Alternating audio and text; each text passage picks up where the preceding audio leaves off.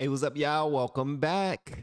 I am Van, and we are all the LFR family. Reason why I'm smiling so hard is because we're about to check out something from our girl, the Candace Owens. She's a cutie pie. The more I check her out, I'm like, man, she's beautiful. But check this out. The reason why I'm excited about checking this out is because people have been trying to grab the sugar honey iced tea out the air and throw it at Candace and Ben Shapiro because apparently Candace took a position that I believe offended Ben, and there was some words back and forth. Now I don't know what kind of words there was. Why? Why don't you know, Van? Why don't you know, bro? It's because whenever there's some negativity, I don't run to it. I don't run to the negativity. I'm sorry. There's so many things out there happening that van.hall does not know a great deal about because I don't run to the negativity. I run to the positivity. All right. And the reason why we're checking this out right now is because Candace Owens is addressing every single thing that was said, and she's in my opinion, I believe she's about to make things right by simply communicating, doing what she does best. She don't need all of the bright lights and the grand documentaries, which was a dope documentary, by the way.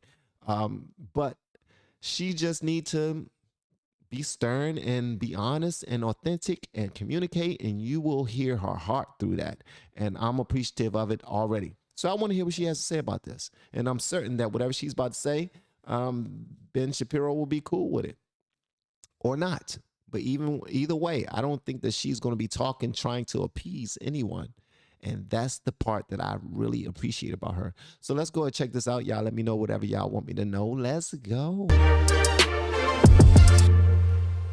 All right, guys, where to begin? I've been thinking about this for a long time, and I think that the best place to begin is with a thank you from my heart. Yesterday, obviously, I did a monologue and I covered the Kyrie Irving situation.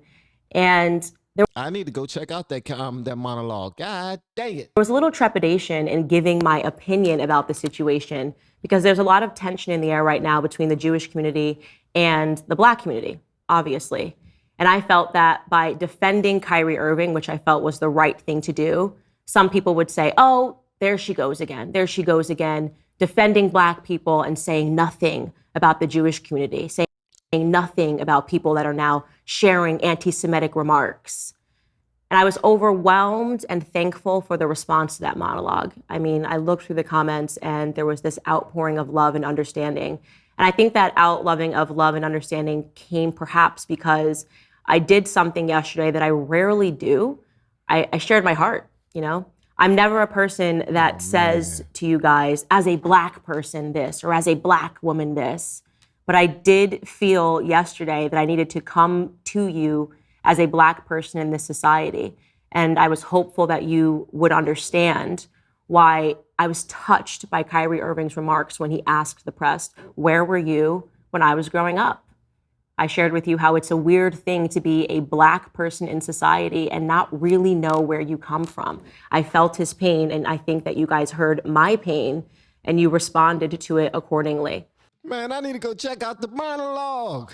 I gotta check out the monologue. Oh man, I'm gonna check out that monologue. Hopefully y'all are there too. Whew. I already know it's gonna be fire. Okay.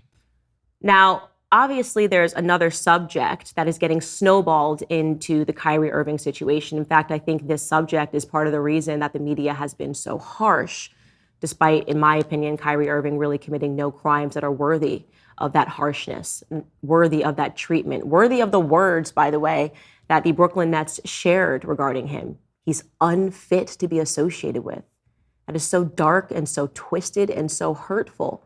Yeah, that's definitely shame right there. We're shaming him. You don't associate with him. Look away. He's on the court. Don't pass him the ball. We're gonna fine him and suspend him, and when he comes back, no one play with him. He's gonna be on the court, but let him play by himself. The other team will literally kill him. And that's a part of our plan.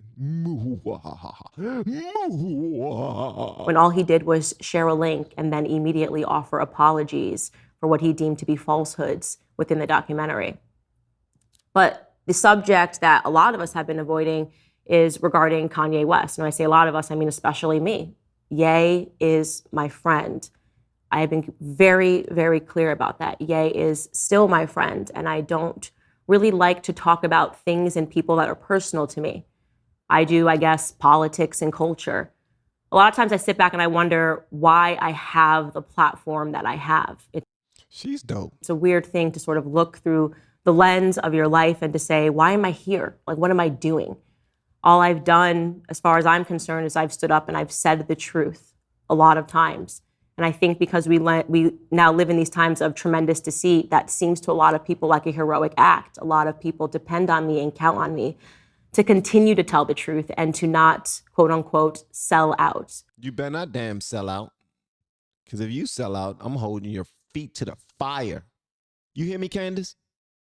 Do you hear me? No, you look at me when I'm talking to you, lady. You look at me when I'm talking to you, lady. I know what that means. I know that there has been a lot of pressure on me, people saying, Candace, don't sell out to the Daily Wire, because I'm with them. Candace, don't sell out to PragerU when I was with them. People have this fear that the more success that people have, they kind of have to say, okay, I need to stay within a certain boundary and a certain line to maintain that success. Right. Essentially, a lot of people trade their souls for money. That is true. I'm simply not one of those people. There is no amount of money that is high enough that I would say something that I do not mean. I love that. Me stopping the video just to say that might upset some people, but I had to put that out there just in case Candace sees this video. I just want you to know that what you just now said, spot on, keep doing your thing. There's nobody that can make me perform, and I want to make that clear to everybody. Go ahead. And I thought that I was making that clear when I remained silent regarding Ye, who is my actual friend behind the scenes. But I'm going to do something rare today, and I'm going to share with you some personal conversations that I've had, not just with Ye, but with other people that are friends of mine behind the scenes. With all of this going on, and with Adidas pulling out and saying we want nothing to do with Ye, and Gap pulling out and saying we want nothing to do with him, and the entire world condemning him, a lot of people wonder what he is thinking. What is Ye thinking? How did he respond to losing $2 billion, as it was estimated, in one day, right? After a week of tweeting and saying things, everyone wants nothing to do with him. How do you think he's feeling about that? A lot of you guys might be thinking that he feels very sad about that. I'm only going to tell you what he said to me last week, because I was feeling sad about it in a way, right? I was feeling sad about it because it's difficult for me to communicate to everybody what Ye means to Black America. It's difficult for me to communicate what he as an artist meant for me. His entire life, he has made it possible for Black Americans to know that the world can be ours, right? He let us know that it was possible to do the impossible. Before I ever knew him, I shared my heart about him being my favorite artist because his music let me know, as a girl that came from nothing, that I could break the barriers, that I did not have to just be a victim, that I didn't have to care what the media thought about me. You know, this is some of the positivity that comes from hip hop that a lot of people don't really give any credence to. And I'm appreciative of it. I'm appreciative of it because hip hop shows so many negative sides that when you do have someone doing something positive, it gets swept under the rug. And I don't like that at all. But I'm very interested in what she has to say about this Kanye and the Jewish community, you know, bumping heads. And the Black community and the Jewish community bumping heads. I have my reasons why it is the way it is right now, but I'm going to hold that for a moment. That I did not have to just be a victim, that I didn't have to care what the media thought about me. I actually felt empowered by his song Power. And so in that regard, he has ranked up a lot of credit in the Black community. So when we are asked to debit him because of his recent actions, it's not easy for us to do that because he's meant so much to us in our households and in our personal spaces. Now, as a friend, to see what's happening to him, as I said, has been tremendously hurtful. And I called him and I spoke to him weeks ago and expected that he would understand and also be feeling hurtful as well. But instead, he said to me, after all of the cancellations, his first sentence to me was, "Now I'm finally free." Wow. It almost made me cry, right? It almost made me Wow. cry because I realized that I was so worried for him. And I have felt so scared and so worried for him.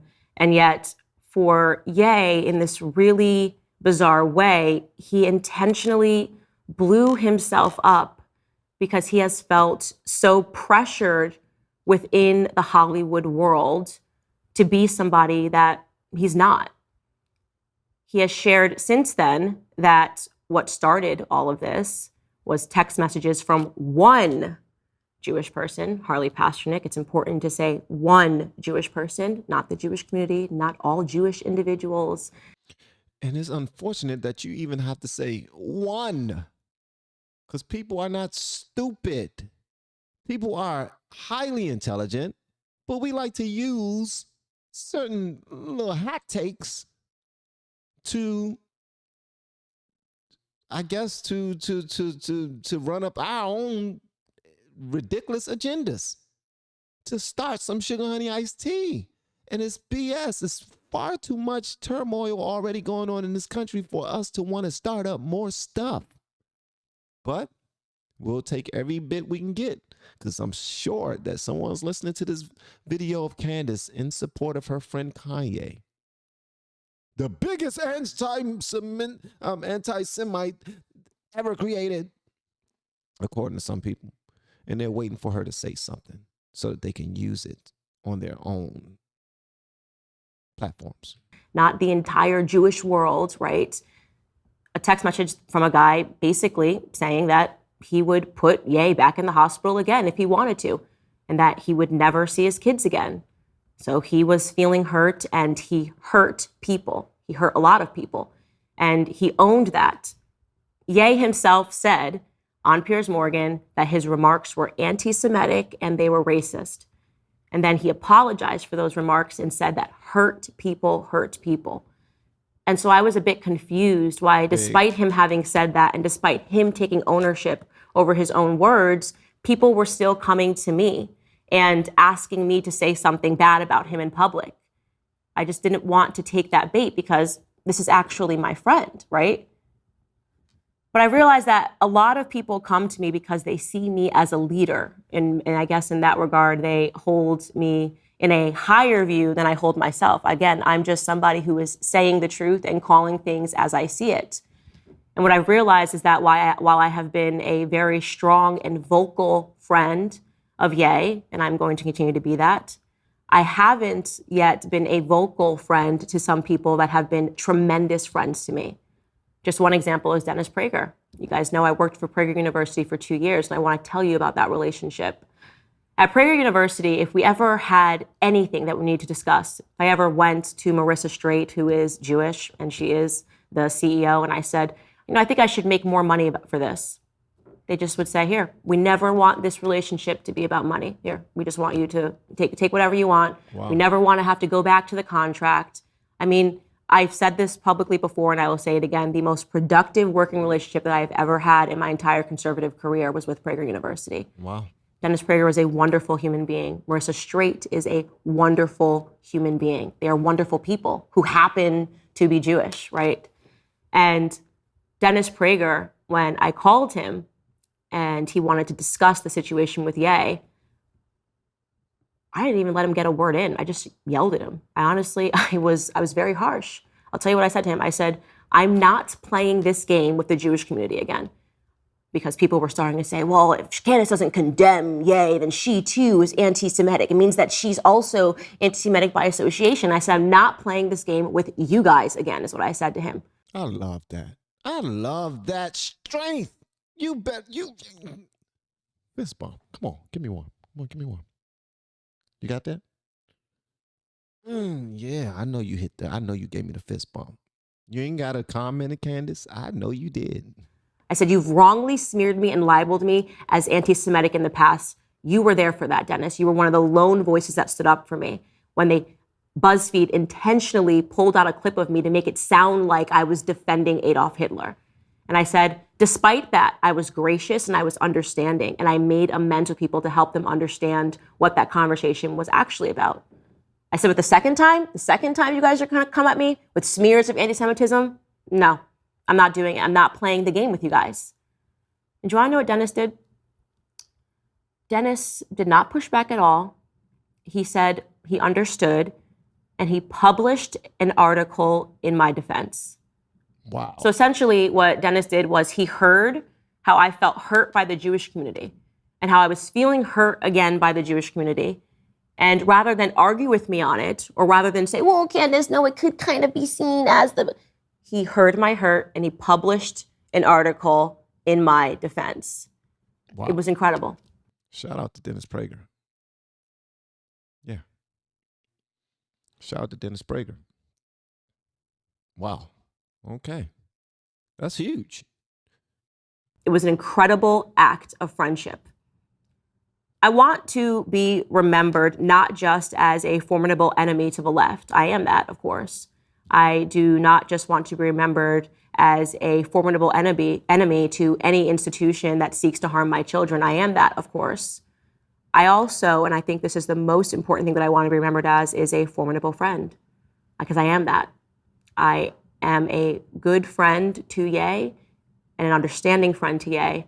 And I am a good friend to Dennis Prager, Marissa Straight, many other Jewish people that have been amazing to me.